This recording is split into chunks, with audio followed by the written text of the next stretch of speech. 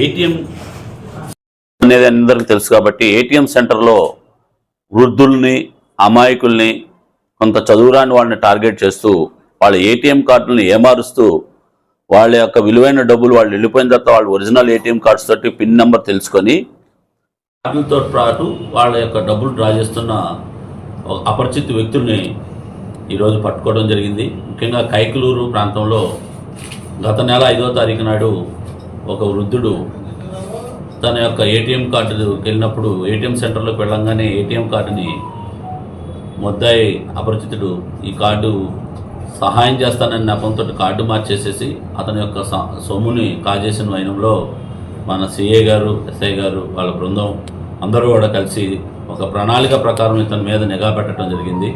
ఒక ప్లాన్ చేసి మేమందరం కూడా అందులో ఒక ఎప్పటికప్పుడు ఆ ఏటీఎం ఇతను వాడినప్పుడల్లా మెసేజ్ వచ్చేటట్టుగా పెట్టుకొని కొంత అతన్ని ఇచ్చేస్తూ చాకచక్యంగా అతన్ని మేము పట్టుకున్నాం. ఇతను పేరు వచ్చేసి తల్లికి పల్లా సురేంద్ర కుమార్ అలియాస్ సురేంద్ర. ఇతను సుమారు ఇప్పటికే ఒక 60 కేసులు చేశాడు. 60 మందిని చీట్ చేసి గతంలో కూడా అతను జైలుకి వెళ్ళి వచ్చాడు. ఈ క్రమంలో ఇతను పట్టుకొని విచారించగా ఇతను ఇప్పటి వరకు మా దగ్గర కైకలూరులో జరిగిన 2 నేరాలు, అదేవిధంగా 3 టౌన్ పోలీస్ స్టేషన్ ఏలూరులో జరిగిన నేరం కూడా ఒప్పుదలం చేశాడు. దానిలో భాగంగా అతను వాడుతున్నటువంటి సిమ్ కార్డులు మరియు సుమారు 86,000 రూపాయల అమౌంట్ కూడా ఇతని దగ్గర స్వాధీనం చేసుకోవడం జరిగింది. ముఖ్యంగా వృద్ధులు, అలానే అమాయకులు, ఆడవారు కొంతమంది అందరూ కూడా రిక్వెస్ట్ చేస్తున్నాం, మీరు అపరిచిత వ్యక్తులకి పొరపాటును కూడా మీరు ఏటీఎం కార్డు ఇవ్వద్దు. మీకు ఏటీఎం వాడటం తెలవకపోతే కనుక మీ తెలిసిన వారైనా మీ అబ్బాయిని కానీ లేకపోతే తెలిసిన వారు మాత్రమే వాడమని కోరుతున్నాం. అదేవిధంగా చాలామంది కూడా ఏటీఎంలో మోసపోయిన తర్వాత ఫిర్యాదు ఇవ్వడానికి వెనకాడుతున్నారు. అట్లా ఏం వెనకాడొద్దు. మీకు కనుక సొమ్ములు పోయినట్లయితే కనుక వెంటనే మీకు సంబంధించిన దగ్గరలో ఉన్న పోలీస్ స్టేషన్కి వెళ్ళి రిపోర్ట్ ఇవ్వాల్సిందిగా కూడా రిక్వెస్ట్ చేస్తున్నాం.